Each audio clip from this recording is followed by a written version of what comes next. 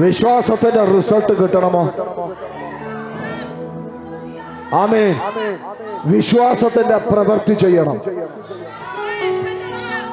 എന്നെ ശ്രദ്ധിച്ചേ, നിനക്കൊരു അത്ഭുതം നിന്റെ ജീവിതത്തിൽ സംഭവിക്കണമെങ്കിൽ വിശ്വാസം ഉണ്ടെന്ന് പറഞ്ഞാൽ അത് സംഭവിക്കത്തില്ല.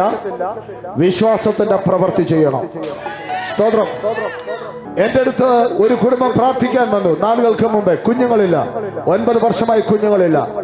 ഡോക്ടർമാര് പറഞ്ഞു, നിങ്ങൾക്ക് കുഞ്ഞുങ്ങളുണ്ടാകാൻ സാധ്യതയില്ല, നിങ്ങളുടെ ഓവറിക്ക് പ്രശ്നമാണ്, അതൊന്നും ചെയ്യാൻ പറ്റുന്നില്ല. അവരുടെ അടുത്ത് പ്രാർത്ഥിക്കാൻ വന്നു. ഞാൻ അവരോട് പ്രാർത്ഥിച്ചപ്പോൾ ഒരു കാര്യം പറഞ്ഞു. ഇന്ന് പോകുന്ന പോക്കിൽ അടുത്തുള്ള ടെക്സ്റ്റൈൽസിൽ കയറി ഒരാൺകുഞ്ഞിന് വേണ്ട ഡ്രസ്സുകൾ വാങ്ങിച്ചോണ്ട് വീട്ടിൽ പോകാൻ പറഞ്ഞു. വിശ്വാസത്തിന്റെ പ്രവൃത്തി കണ്ടിട്ടില്ല, നടക്കാൻ യാതൊരു സാധ്യതയുമില്ല. പക്ഷെ ഞങ്ങൾ ദൈവത്തിന്റെ അഭിഷിക്തന്മാർ വിളിച്ചു പറയുന്നത് നിനക്കൊന്ന് വിശ്വസിക്കാൻ പറ്റിയാൽ ഉണ്ടാകത്തില്ലെന്ന് പറയുന്നതിനകത്ത് ചില നന്മയുടെ വാതിൽ അവർ തുറന്നു തരും. ദൈവത്തിന്റെ വാക്കിനെ വിശ്വസിക്കുക.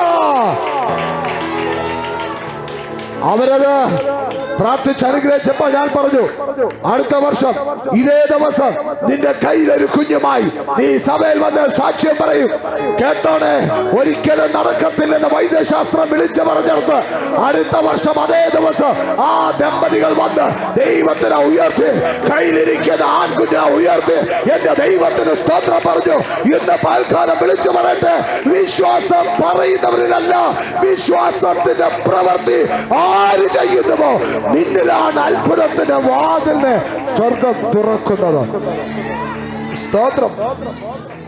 ഇന്നെ മീഡിയയിൽ കൂടെ കണ്ടുകൊണ്ടിരിക്കുന്ന സഹോദരി, 9 വർഷമായിട്ട് നിനക്ക് കുഞ്ഞില്ലാതെ നീ ഭാരപ്പെടുന്നുവെങ്കിൽ, നീ മിനിസ്റ്ററി കണ്ടുകൊണ്ടിരിക്കുകയാണെങ്കിൽ, നീ എവിടെ ഇരുന്ന് കണ്ടാലും നിന്റെ അവിശ്വാസത്തിന്റെ വാക്ക് പൊളിച്ചുകള.